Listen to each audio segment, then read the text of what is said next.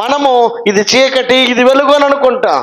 ఆయన దృష్టిలో మనకు చీకటిగా ఉండినప్పటికీ ఆయనకు వెలుగుగా కనబడుతుందట. అంత మాత్రమే కాదు, నా ముందు నా వెనక నీవు ఆవరించి ఉన్నావు. నా పడకలో నేను నిలబడిన చోట, ప్రతి చోట నీవు నన్ను ఆవరించి ఉన్నావు. నేను ఆకాశంకి ఎక్కినా అక్కడ నీవు ఉన్నావు. నేను సముద్రపు దిగంతముల్లోకి వెళ్ళినా అక్కడ కూడా నీవే ఉన్నావు. ఈ గ్రహింపు మనిషి కలిగి ఉండాలి. ఈ గ్రహింపును మనము ఆలోచన చేయాల్సిన వారమై ఉన్నాం.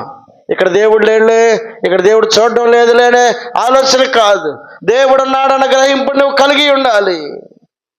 మనం ఏ స్థలం ఉందన్నా, ఏ ప్రదేశం అందున్నా, మనం ఇంటిలో ఉన్నా, బయట ఉన్నా, మనం ఎక్కడ ఉండినప్పటికీ అక్కడ ఆయన ఉన్నాడు అన్న గ్రహింపును మనము కలిగిన వారం అయి ఉండాలి. అందుకే ఏలియా భక్తుడు నిలవబడినటువంటి ప్రదేశము అది శత్రువు ఎదుటైనప్పటికీ, శత్రువు ప్రదేశమైనప్పటికీ, శత్రువు స్థలమై ఉన్నప్పటికీ, అతడు నిలవబడినటువంటి చోటు అది నడి దారిలో నిలబడినప్పటికీ ఏలియా పలుకుతున్న మాట ఏమిటంటే, యెహోవా జీవము తోడు అని అంటున్నాడు. నేను ఎవని సన్నిధిలో నిలబడి ఉన్నానో అని అంటున్నాడు. దేవుని సన్నిధిని అనుభవిస్తూ ఉన్నటువంటి ఏలియా ఏ స్థలమందు నిలవబడినప్పటికీ, ఏ ప్రదేశమందు నిలవబడినప్పటికీ దేవుని యొక్క మాటకు ఏలియా లోబడుతూ అంటున్నాడు, నేను దేవుని సన్నిధిలో నిలవబడి ఉన్నాను. మందిరంలో మాత్రమే దేవుడుండి నువ్వు బయటికి వెళ్ళిన తర్వాత సరే నీ ఎట్టకట్టు నీ ఇష్టం వచ్చినట్టు బొమ్మ అని చెప్పని మందిరం కానీ అట్ట బయటకు వదిలిపెట్టి ఆయన ఎక్కడ కూర్చొని ఉండడు.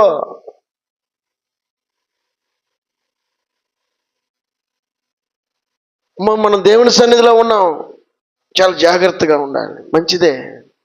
కానీ బయట ఆయన సన్నిధి లేదా మనతోటి? మనం నడుస్తూ ఉన్నప్పుడు, మనం పడుకుంటున్నప్పుడు, మనం మాట్లాడుతున్నప్పుడు, మనం ఆలోచన చేస్తూ ఉన్నప్పుడు, మనం చేసే ప్రయత్నములో ఆయన మనతో ఉన్నాడన్న గ్రహింపు మనం కలిగి ఉండాలి. మందిరంలోకి వచ్చినప్పుడు మాత్రమే కాదు మన భక్తి, మనము బయటికి వెళ్ళినప్పుడు కూడా ఆయన ఉన్నాడన్న గ్రహింపుడు మనం కలిగి ఉండాలి.